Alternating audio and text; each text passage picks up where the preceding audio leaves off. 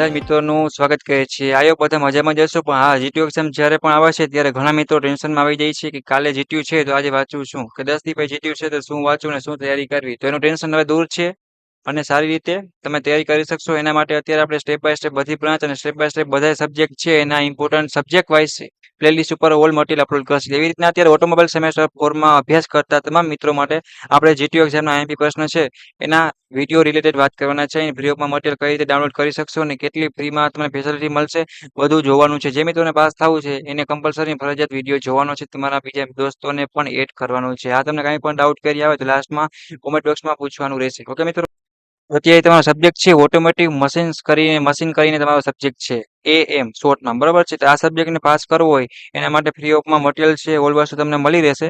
એની પહેલા આપણે આ સબ્જેક્ટ રિલેટેડ વાત કરી લઈએ કે કેટલી વસ્તુની ખાસ ધ્યાન રાખવી પડશે. નકર તમે ગમે એટલું વાંચેલા હશે તો પણ માર્ક્સ કપાશે. સૌથી પહેલો પોઈન્ટ બધા મિત્રો છે એ મિસ કરતા હોય તો કે જીટીયુના પેપર સ્ટાઇલ પ્રમાણે કોઈ મિત્ર પેપર લખતું નથી. એના કારણે પેપર જોવાવાળા હોય છે એને પણ કાંઈ એટલું વ્યવસ્થિત કાંઈ ચેક કરી શકતા નથી અને કાંઈ પ્રેઝન્ટ મસ્ત કરેલ ના હોય તો માર્ક્સ કપાય મિત્રો, ગમે એટલું સાચું લખ્યું હોય. અને બીજું સ્ટેપ એ આવશે કે કમ્પલસરી આકૃતિ દોરો.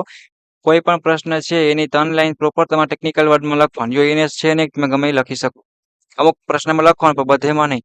એટલે વ્યવસ્થિત એ કરો ને એના પછી તમે ફિગર કે આકૃતિ આવતી હોય વ્યવસ્થિત બ્લેક પેનથી હેડિંગ મારી ઉપર કે નીચે અને આકૃતિ પર વચ્ચે દોરી. જો એના માટે પણ વિડીયો બનાવેલ છે કે પેપર કઈ રીતે લખવી એ કરીને પછી તમારે આકૃતિ ઉપરથી લખવાનું રહેશે, જેથી કરીને તમને ફૂલ માર્ક્સ મળશે. એની 100% ગેરંટી હું તમને આપું છું. એકવાર તમે આ વસ્તુ ટ્રાય કરો. ત્રીજા નંબરની વાત કરીએ મિત્રો, તો જેટલું આપ્યું છે પ્રશ્નમાં એટલું જ લખો. વધારે આપણે એડવાન્સ નહીં થવાનું. ઘણા મિત્રોને એવું હોય કે એપ્લિકેશન ઉપયોગ માંગ્યા હોય તો એ મર્યાદા પણ લખી નાખે, સિદ્ધાંત પણ લખી નાખે અને ઘણું બધું વધારે એક્સપ્લેન કરે છે. હા, એ તમને આવડે છે વાત સાચી છે, પણ જેટલું આપ્યું હોય એટલું પ્રોપર લખવાનું. વધારે આપણે કાંઈ પણ લખવું નથી. એમાં એક્સ્ટ્રા માર્ક તો મળવા નહીં, તો વધારે લખવાની કાંઈ જરૂર છે નહીં.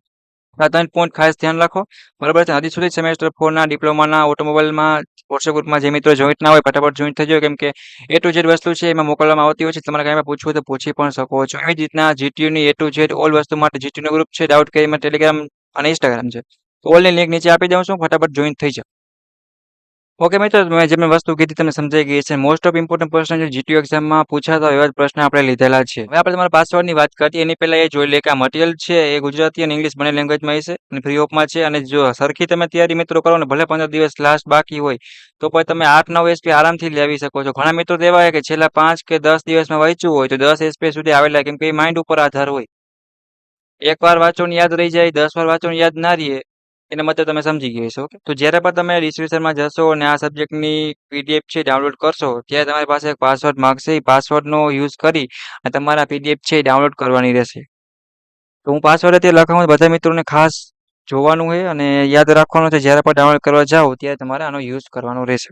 એ પાસવર્ડ શું છે તો કે ગુજરાત, જી મોટો આવશે, બાકી બધું સ્મોલ આવશે. GUJARAT1 કહીને તમારો પાસવર્ડ છે. ચાલો મિત્રો, આ પીડીએફ તમારે આવી રીતના પાસવર્ડ યુઝ કરીને ડાઉનલોડ કરી લેવાની, બરાબર. ક્યાંય જો અટકો છો તમારી યુટ્યુબ ચેનલની ટીમ છે તમને પૂરેપૂરો મિત્ર તરીકે ગાઈડ કરશે અને જીટીયુ એક્ઝામ પાસ થવામાં પૂરેપૂરું હેલ્પ કરશે. ઓકે, તો નેક્સ્ટ મુલાકાત લેશી આવા તમારા ઓટોમોબાઈલ સેમેસ્ટર 4 ના ઓલ વિડીયો સાથે.